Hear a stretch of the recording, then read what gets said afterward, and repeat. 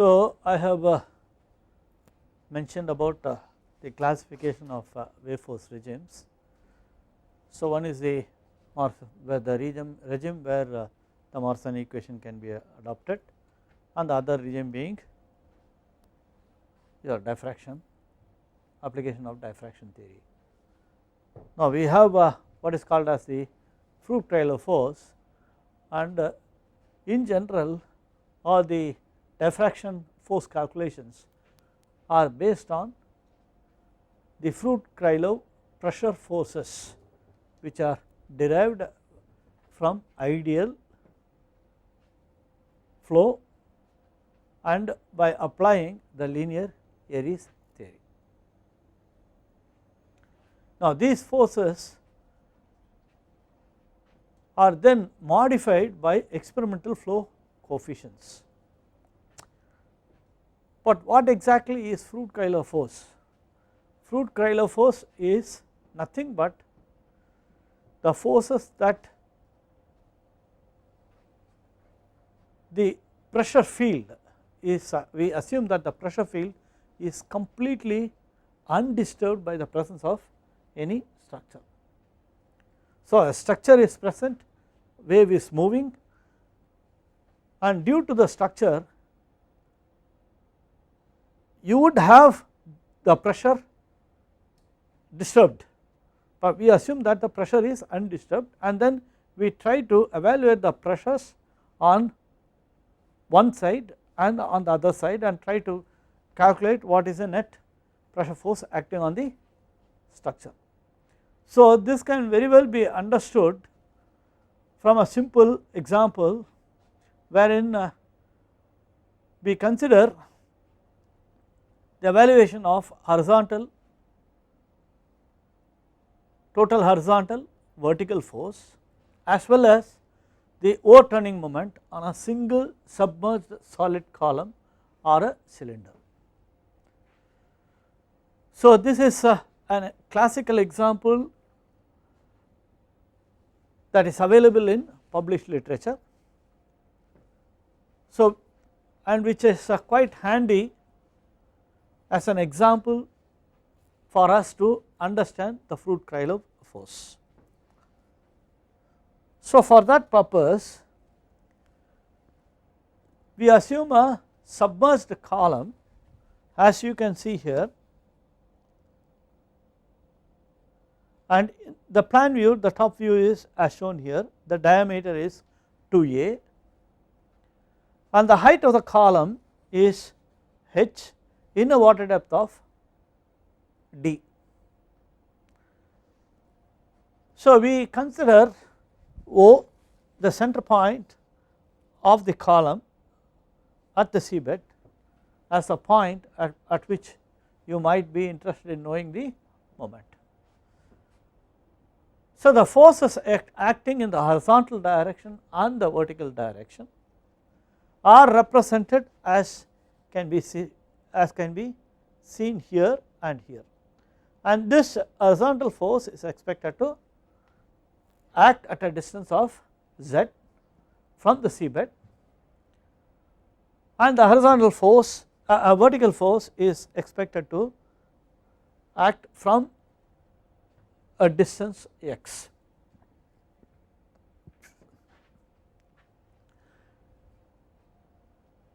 So, it is since it is quite difficult to move back again to this figure, what I have done is I have drawn this figure here for a ready reference, so that while I am mentioning about the forces, please look at this drawing in order to understand better. So, how are you going to evaluate the forces? Here, as per the Frucht-Krylov force, the horizontal force given by equation 19a will be a product of some kind of a flow coefficient which may be determined or given to you by through experimental published literature, through experimental investigations. and that will be equal to F into F suffix k x of k, and similarly the vertical force is given as shown here. The moments are caused by these two forces at point O, which is at this location, and now what we are interested is we should know the terms f of xk and f of zk, which produce a overturning moment or the fruit trailer forces. And what is the fruit trailer force? It is nothing but the net pressure induced forces on the vertical side as well as on the top horizontal surface. So we are considering two surfaces, this is the surface 1 and the horizontal force is going to act in this direction over this surface, and the vertical force is going to act over this surface, and the respective centers of pressure we are assuming to act at a distance of z bar from z bed and from the central axis at a distance of x, the vertical force will be acting.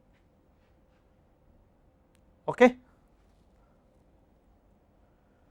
So now we know that based on the linear Airy's theory, the dynamic pressure due to a propagating wave is given by equation 20. So the dynamic pressure, we have worked out a few problems also.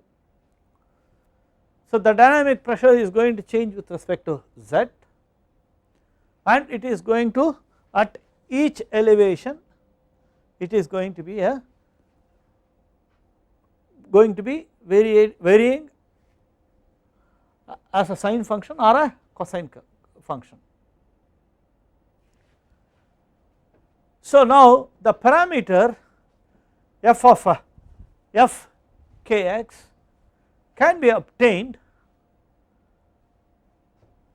from this 2a, that is the area, and the pressure has to be integrated over the height of the column, because you are interested in finding out the pressure, the force acting on this column.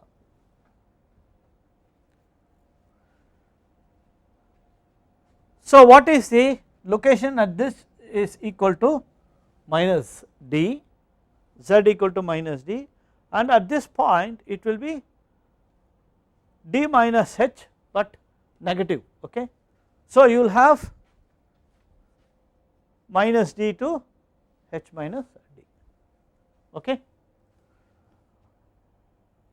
And the pressure, we assume that the pressure has to be undisturbed pressure. So you have to now remove the column or the structure from your mind. So when a wave is propagating, you try to find out the pressure at this location and at this location. That is what we are exactly trying to do. You should recollect the problem which we have done under wave hydrodynamics.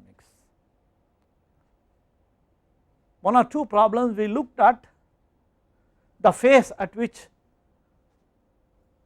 the velocity is maximum or the acceleration is maximum, etc. So we consider this location and try to find out what would be the pressure, and that in terms of coordinates is given as minus a, that is on the negative side, this is at x equal to minus at any particular elevation z, and of course your, since the pressure is going to be a time function, so it has to vary with respect to time. So all these variables are involved and the pressure is going to be a function of all these three variables. Okay. On the other side it will be at this location. So you will have pressure at plus A, because this is 0, this point is 0. So the difference in these two pressures should give you the, and the difference between these two pressures acting over this surface area and integrating from this height to this height should give you the force. It is very simple. So I could find this as one of the best example available in literature to explain the evaluation or the meaning of Root-Krylov force. So now we just use the pressure expression and then substitute in this equation to obtain the f of x into f suffix xk. Okay. So I get the force acting in the horizontal direction, which is now going to be a function of water depth. So which is going to be a function of water depth. Of course it is going to be a function of wave height, water depth, and it is going to vary with respect to frequency, which is brought into k, and sin of Ka will be a constant. Now this will give the variation of the force, I mean the phase variation of the force. Is that clear? Okay. So having looked at the horizontal force, now if you look at Mk, it has two integrals. So you have to now, for example,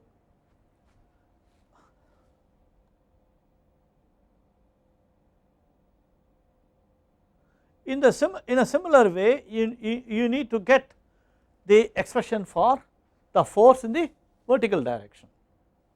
So now straight away I am just using these expressions for the moment due to the horizontal force and the moment due to the vertical force, that is what is given here.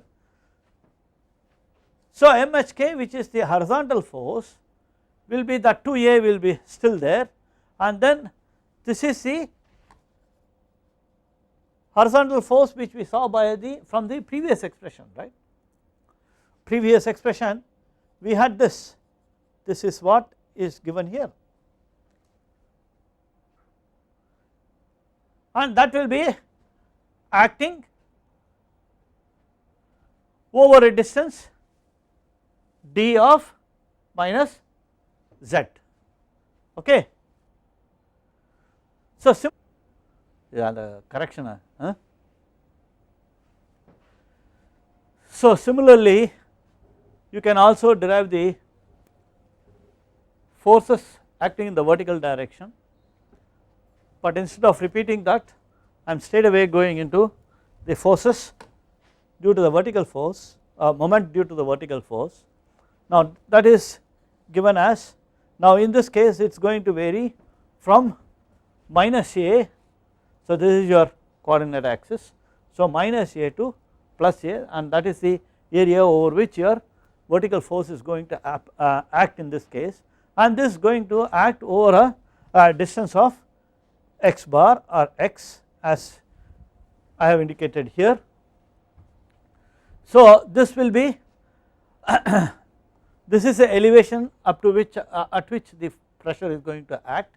So you need to consider that elevation, that pressure exerted at that elevation you need to consider, and having considered the pressure at that elevation, you carry out the integration, multiply it. So once you carry out the integration, that alone will give you the force, and multiplying it by the lever arm, which is the x bar in this case, you will get the forces due to the moment due to the vertical forces. So these two when added you will get the total moment as given by equation 25. So the approximate formulae for the CH, CV and C naught. Now try to recollect the first equation. These were the equations which we were discussing.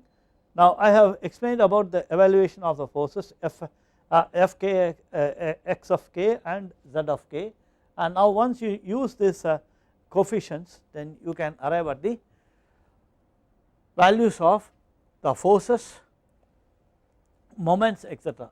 So all these equations, these above equations, so you have to be careful with the limits that is being adopted here for the evaluation of the flow coefficients, and these above coefficients are restricted to the following ranges, and these are all based on experimental investigations. So it is quite easy. For example, if you have a pipeline on a sloping bed, you can if you want to evaluate the forces, you can just find out on the assumption of the undisturbed pressures, you can evaluate the pressures at this location, and then you can try to evaluate the forces on the pipeline itself. So this is one simple example for the application of or the evaluation of the flow, I mean Froude-Crayler forces. Now having seen the waves and the action of waves as well as the forces on the structures, wave forces on the structures, we also need to have some information about the current forces. We had already evaluated, I mean we have already seen the Morrison equation, application of Morrison equation in the case of in an environment where the waves and currents coexist, and that formula we need to and the application of this formula is quite straightforward, but prior to looking at this expressions, we will just we need to have some kind of an information on the current design criteria or on the effect of current. So currents are essentially a horizontal movement of water, and this is due to different factors. We did have some briefing during the introduction of waves, current and tides. So when so you can have waves moving along the waves, currents moving along the waves, or in the opposite direction, or the waves and currents can be inclined at an angle. So if you recollect, the results are the coefficients that have been produced by Iwagaki. For this particular case, the hydrodynamic coefficients will be for the waves and currents inclined at an angle. So for just the basic information is that when waves encounter a current moving in the opposite direction, so you need to remember that wave height increases, wavelength and celerity decreases while the wave period remains constant. This can easily be proved by in fact considering that the wave crests are conserved. This aspect will be covered in a separate topic, and here for this particular course you need to know that the wave height increases and the wavelength or celerity decreases, and of course the wave period is going to remain as a constant, and vice versa if you have the current in the same direction. Now current design criteria should be selected in accordance with the to the importance of the structure and its sensitivity to current loads. So at certain locations you cannot afford to miss or you cannot afford to forget about the loading due to current. So this can be very high. For example, some locations you can have as high as even 9 meters or 10 meters per second the currents, and in that case when you want to install some pipe or a pile or whatever it is or any kind of structure, you need to know what is the kind of how do we treat the currents. The most important single parameter in designing the current loads is the selection of maximum design velocity. That is very clear. So you need to consider the maximum design velocity, and now how do you select the maximum current velocity? This should be through actual measurements when possible or on reliable current table data,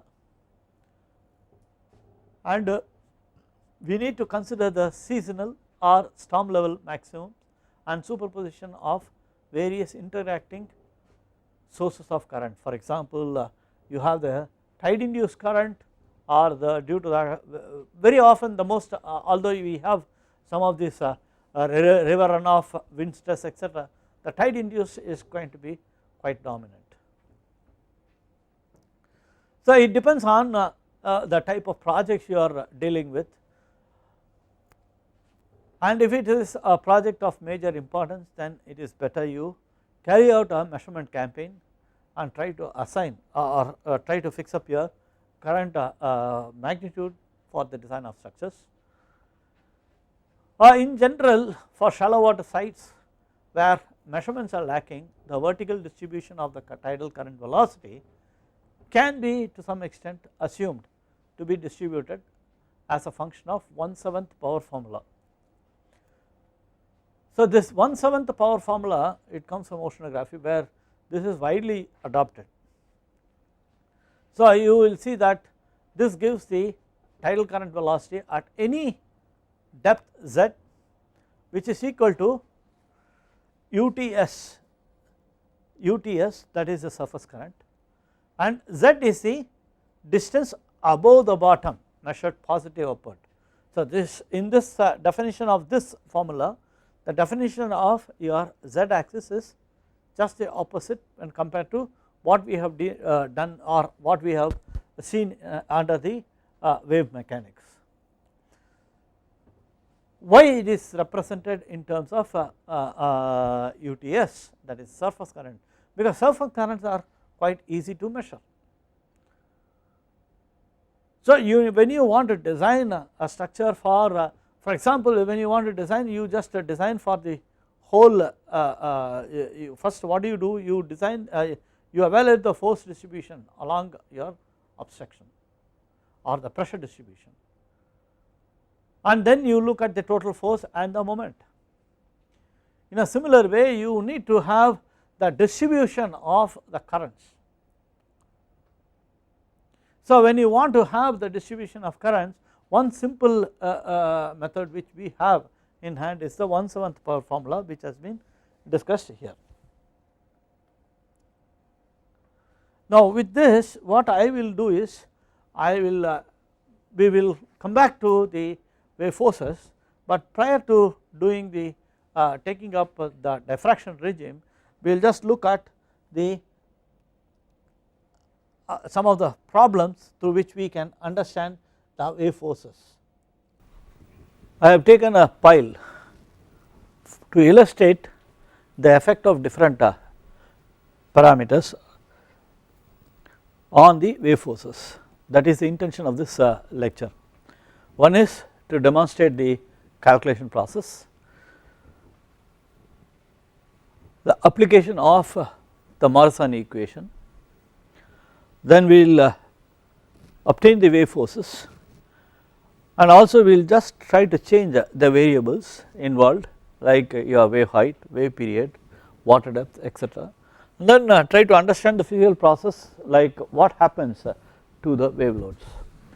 I feel that this is quite important, so that you have a broader idea on the variation of wave forces with the different parameters involved in the ocean. To start with, the exercise number 1 is draw the phase variation of the wave forces on a pile along the water depth.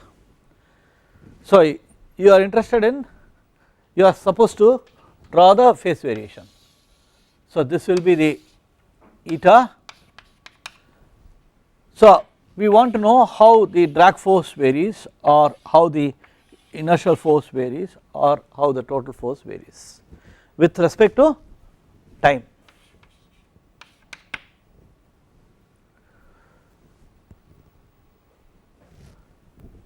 So the parameters given are the diameter of the pile is 0.5 meters, wave period considered is 12 seconds, and wave height is 1 meter, and then the water depth is 10 meters.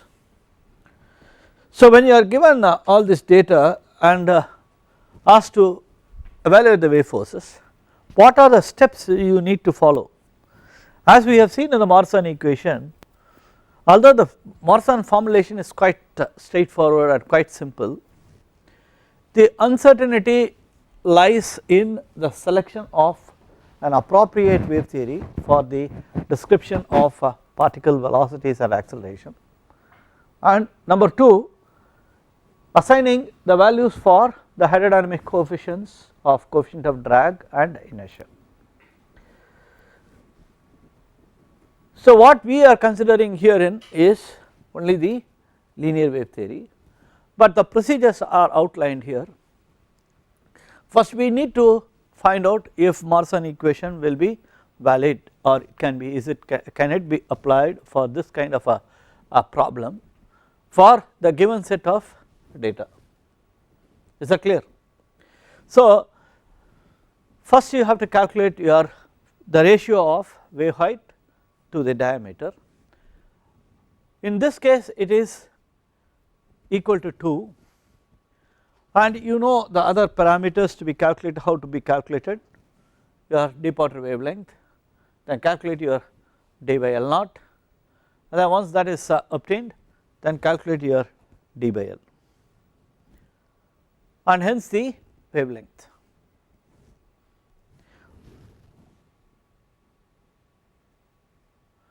What does this imply? We see that the d by L value indicates that the problem lies in intermediate water conditions, that is d by L equal to 0.08, that is in between 0.05 and 0.5.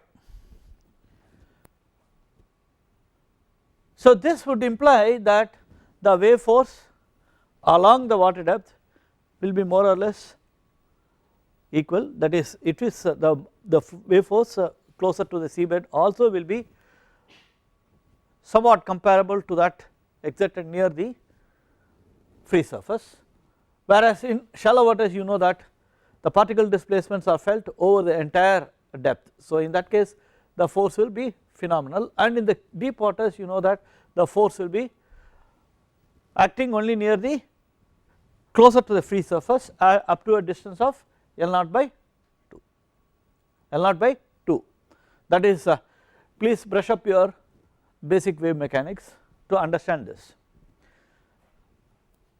And when we calculated the d by L is 0.004. Now d by L is less than 0.2, that is the condition for the application of Morrison equation, which is now valid. In addition, h by d should be greater than 1. What happens is if h by d is less than 1, if h by d is less than 1, then the drag component will become quite negligible, okay. But if it is greater than 1, you need to know that both the inertial as well as the drag component will be contributing to the total wave force acting on the structure. So from this problem you see that both the components have to be will be dominating and dictating the force acting on the pipe. We go further to obtain the values of Kd, sin h Kd, cos h Kd and tan h Kd. What I would suggest is, if such a problem is given and if you would like to look at the wave tables, once you calculate your d by L naught, immediately at the same time you can just extract the values for all these variables and keep it ready, so that your time is saved in referring to the tables for each and every parameter now and then, okay. So you know all the parameters which are going to be involved in the calculation of velocities and accelerations, like all these things which are listed here. It is better keep them here and then you can just calculate. Suppose if that is if you are adopting the conventional practice of calculations. Once this is obtained, then you have to calculate your maximum orbital velocity, maximum orbital velocity will be at the free surface, that is in this case at the still water line, that is when z equal to 0. So you know the expression for u, then just use that value z equal to 0. So that will boil down to pi h by t into 1 by tan h kd. So you know the values of all these variables like wave height, wave period and tan h kd for this particular problem, and then here you will see that u max is 0.5 meters per second. So t is 12 seconds and d equal to 0.5 meters. When you substitute the here and also the value for u max, you will get a Kc number of about 12. What does Kc number tell you? Again go back to the lecture on wave forces. If Kc number is very less than 2.2, then the drag component is almost going to be very negligible. It can, you can conveniently neglect the drag component, and as the your Kc keeps on increasing, then you see that the drag component is going to dominate. For this problem you need to get into the, there are so many results or the variation of so many authors have published information on the variation of CD and CM as a function of Reynolds number also. There are some literature which authors who have reported this variation with respect to Kc number, and all these things are based on experimental values, experimental investigations. And when you read carefully some of the literature in the past, you will see that it is not so easy to cover a wide range of Culligan-Carpenter number, because the laboratory setup will limit us to Kc numbers of about 20 to 30.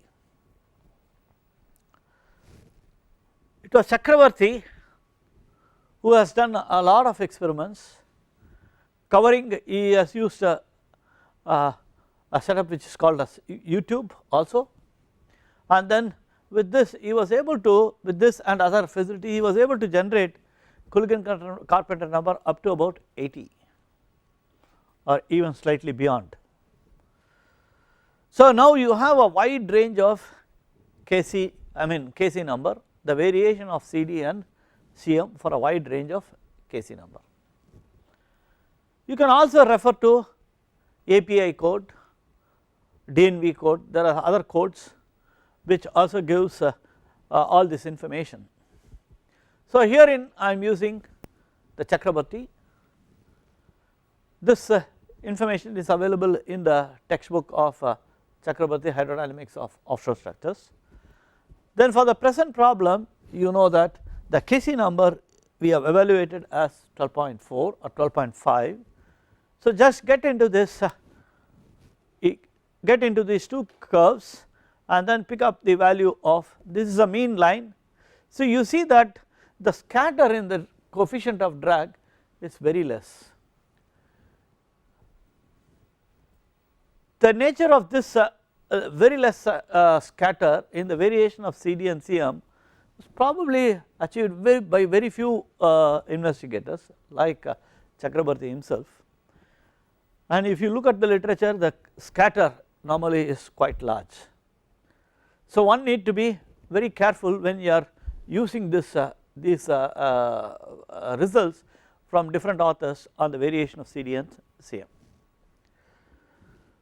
Herein he has drawn a mean line, and this is allowed because you see the scatter is quite less and it is quite acceptable, and hence from this plot you see that your CD is approximately 1.65 and Cm equal to inertia coefficient is 1.55. Having determined the coefficients, you now get into the equations. Now do we have all the informations? yes, because u is nothing but, so this is the drag force component half into CD into rho into D into absolute of u into u. Please recollect that absolute of u is considered herein to take care of the direction of wave propagation. In a steady flow you do not need that, you can just have u square, that is how you calculate the force on a structure or on a pile when it is exposed in a river. So you do not have that absolute value, but in the unsteady case like a wavy flow you need to have that absolute value, and then your u is shown as given here. So you have a wave height, wave period is given, water depth is given, all these parameters you have calculated. So only your z will be varying and your theta will be varying. And similarly in the case of u dot you see that this will be, z will be varying and theta will be varying.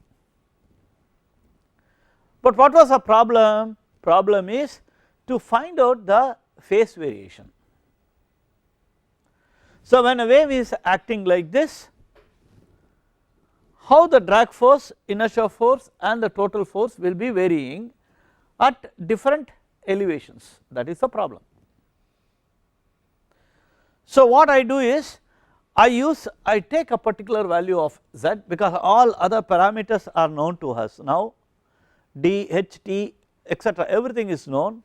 So I retain I introduce a value of z, say for example I take z at the still water line 0, 0, and then what will I have, all parameters are known, so I will have u equal to some r into sin theta, okay. Or since u is also known, so in the first equation you see that once u is known, u and all these parameters are known, so fd is nothing but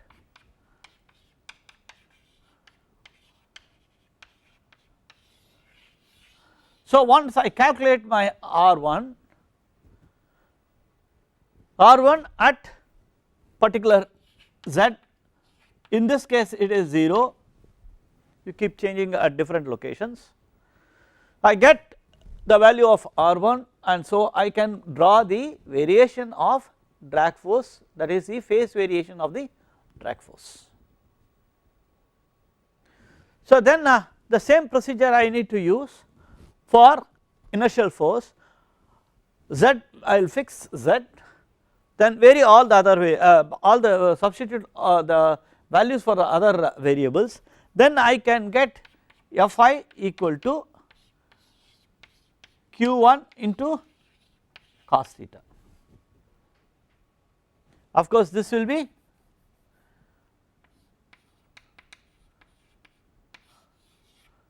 okay, this will be an absolute value, R1 into absolute of sin theta into sin theta, that will be the drag force, and here it will be q1 into cos theta. Once you get R1 and q1, you can just draw the variation of drag force, draw the variation of inertial force and sum it up to get the total wave force, and this variation will be at different elevations. So I am just showing you a sample calculation by taking z equal to minus 0.2 water depth.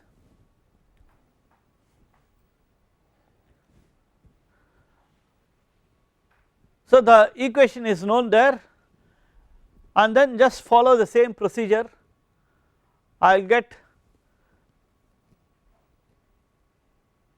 the value as this q1 which I am referring to will be something like 80 times cos theta, that is going to be in, we have adopted Newton per Newton, but that will be Newton per meter.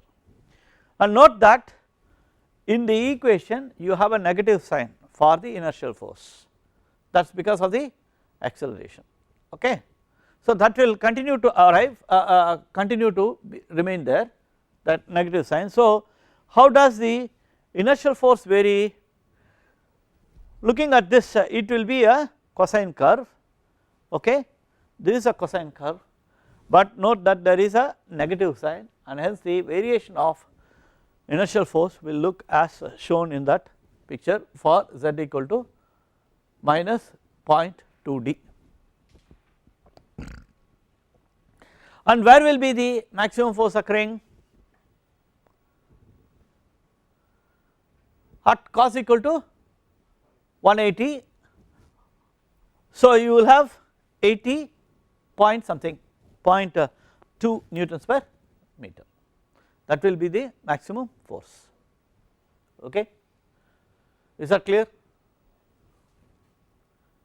Any of you have any doubts? Okay. Now I show you the sample calculation of for the drag force, again by considering z equal to minus 0.2 d. So you substitute all these things, and similarly you are, as I have explained earlier, R1 for this case will be 101.9 and that absolute sine of theta will be remaining. And where will this be constant, I mean maximum? This is a sine curve and sine has to be maximum when theta equal to, when the phase equal to 90. So at theta equal to 90 you will have the maximum drag force as given here, okay. Is there any doubts? No doubts. If you have any doubts please ask me here. So now in this plot we have computed the force variation of the drag component, the inertial component and the total force at what elevations, at different elevations, z equal to 0 d, I mean z equal to 0, then minus 2 d, that is one step below the still water line, then 0.4 d, 0.6 d, 0.8 d and then I mean 1 d, that is at the seabed.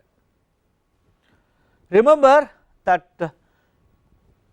the variables given to you indicated that the water condition is intermediate water depth conditions. So you would expect that the force will be quite comparable to that force near the seabed will be quite comparable near the still water line, and that is what you see here looking at all the variables. So this is the variation of the drag force peak. So you see there is a reduction in the force as you go towards the seabed.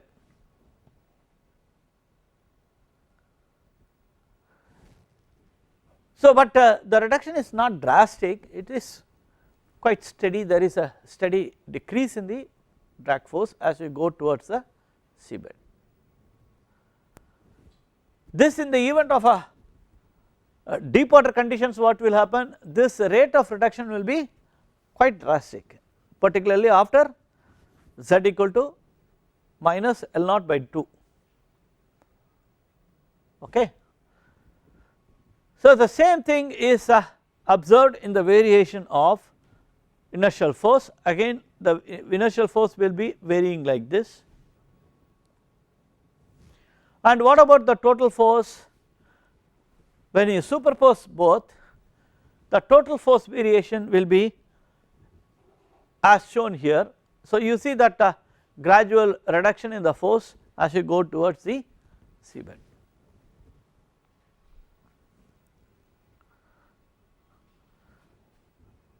So please remember that the maximum force is occurring at this phase, that is at 90, whereas the maximum inertia force is occurring at theta equal to 180.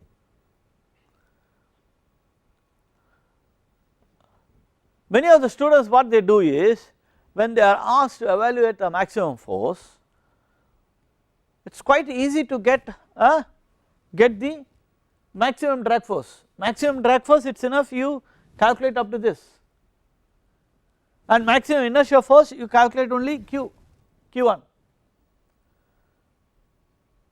Can we add directly maximum drag force and maximum inertia force to get the total force?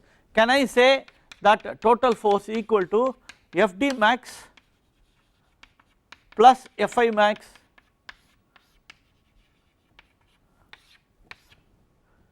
it is not correct, because when you look at the values you are going to be overestimating the forces.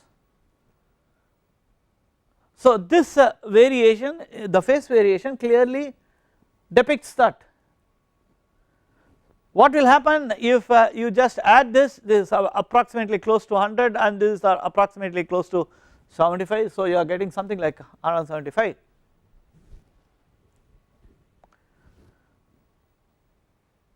But when you have physically added without considering the maximum drag force and inertia force,